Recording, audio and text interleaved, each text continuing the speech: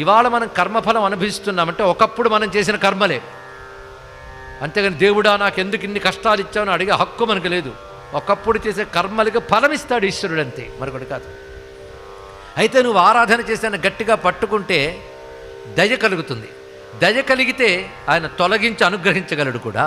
అదే నీ కర్మ ఎంత అఘోరించి అనడు, అనుగ్రహిస్తే తొలగిస్తాడు కూడా. ఇక్కడ శిక్ష వేసిన ప్రెసిడెంటే ఒక్కొక్కప్పుడు రద్దు చేయొచ్చు కదండి ఇక్కడ. ఎందుకంటే వాడు గుడ్ కాండక్ట్ అంతా బాగున్నది, శిక్షాకాలంలో బాగా ఉన్నాడు కనుక శిక్ష రద్దు చేస్తానంటాడే లేదా సరిగ్గా ప్రవర్తిస్తే.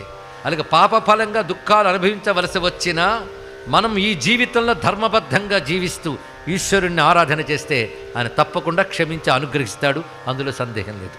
ఒకవేళ దుఃఖాలు అనుభవించవలసి వచ్చినా బాధ తెలియకుండా చేస్తాడండి. ఎనస్థెషియా ఇచ్చి ఆపరేషన్ చేసినట్టు, అవునా లేదా? ఎలాగూ సర్జరీ చేయక తప్పదు.